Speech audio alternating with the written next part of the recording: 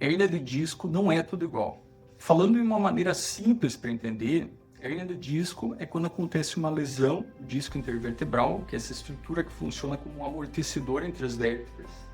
E se eu tenho um disco que já era degenerado, já era fragilizado, qualquer situação pode ser a gota d'água para romper alguma dessas fibras aqui, desse anel, e o núcleo gelatinoso pode acabar extravasando, formando a hérnia. Agora um ponto importante. Ter uma hérnia de disco grande não significa que você está condenado a sofrer e que vai necessariamente precisar operar. Por outro lado, existem hérnias pequenas, mas localizadas em regiões específicas da coluna e que podem acabar causando muita dor e limitação. O problema é que tem muita gente que trata a hérnia de disco como se fosse algo único, igual para todo mundo, e não é. Eu posso ter um disco desidratado, degenerado, mais murcho, sem necessariamente ter uma ruptura do anel. Posso ter um disco que sobrecarregou e ficou mais abaulado em toda a circunferência. O abaulamento de disco é como se fosse eu pegar um balão e apertar ele, quer dizer, ele vai ficar mais gordinho em volta, mais abaulado. E eu também posso ter uma ruptura dessas fibras do fibroso do disco, mas sem que necessariamente extravase conteúdo para o canal. A ruptura do disco a gente vê na ressonância um sinal chamado HIZ, ou High Intensity Zone, zona de hiperintensidade, que indica que recentemente houve ruptura em um disco que talvez já era previamente degenerado. E essa ruptura do anel do disco faz com que libere metaloproteinases, que são substâncias que acabam irritando o canal ependinário, fazendo uma resposta inflamatória. E isso pode dar muita dor, mas não quer dizer que tenha compressão ou que vai ter algum tipo de déficit neurológico. Além disso, existe a hérnia de disco protusa ou protusão, que é quando rompe algumas fibras do anel do disco, não chega a pegar todas as camadas, não chega a romper o ligamento longitudinal posterior. Já o caso da hérnia extrusa ou extrusão é quando todas as camadas do anel do disco romperam, o núcleo do disco extravasou para dentro do canal, inclusive ultrapassando o nível do ligamento longitudinal posterior. Além disso, você ainda pode ter uma hérnia de disco migrada, que é quando o material que saiu do disco, além de extravasar, ele ainda migrou, ou seja, deslocou para baixo ou para cima dentro do canal. Agora, uma hérnia pode ser central, centrolateral, de recesso lateral, foraminal, extraforaminal.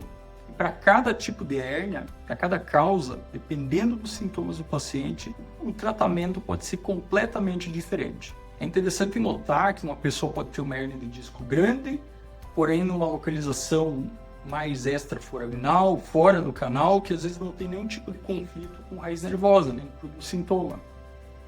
Ou então posso ter uma hérnia de disco central, grande, volumosa, mas essa pessoa tinha uma anatomia favorável, tinha um canal amplo. Então, pode ser que essa hérnia não produza nenhum tipo de compressão e a pessoa conviva normalmente com ela.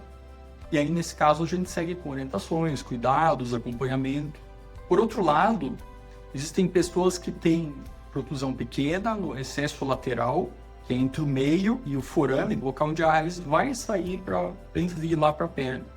E aí uma hérnia de recesso lateral, uma hérnia atrás do gânglio da raiz, pode causar muita compressão mesmo que seja pequena. Então não é o fato da hérnia ser grande ou pequena que vai determinar o tratamento desse paciente. Apesar da maioria das hérnias de disco reabsorver com o tempo, espontaneamente, independente do médico, o problema é que algumas evoluem com perda de força durante esse processo. Então, quando existe esse déficit neurológico progressivo, quer dizer, começa a perder mais sensibilidade, força, isso vai piorando. Se não for tratado no momento adequado, a perda pode se tornar permanente. Então, nesse caso, se existe uma indicação formal para a cirurgia, quanto antes o paciente faz, melhor é para o paciente. Também existem hérnias pequenas que encostam na raiz nervosa, geram um processo inflamatório, muita dor, mas que são hérnias do bem. Dói bastante, mas que costuma melhorar bem com o tratamento conservador. Por outro lado, também existem hérnias que não vão reabsorver, que inclusive podem aumentar, hérnias que o organismo tentou cicatrizar, não conseguiu, e aquilo acaba formando um tecido mais duro, mais resistente, com fibrose, aderências, eventualmente hérnias até com fragmento calcificado. E aí realmente tem casos que acabam não melhorando com o tratamento conservador e que podem precisar de algum tipo de intervenção. Agora, em muitas situações, a hérnia é só uma parte do problema.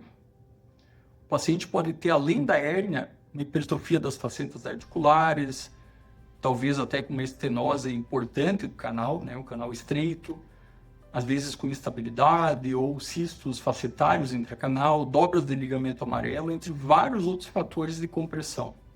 E é sempre importante lembrar que as alterações da ressonância são comuns, inclusive em pessoas jovens, e o fato de eu ter uma hérnia de disco, um desgaste na coluna, não significa que necessariamente você vai ter sintoma. Às vezes a pessoa tem dor, mas a dor não necessariamente vem da hérnia que aparece na imagem. Ela pode não ser a causa principal dos sintomas.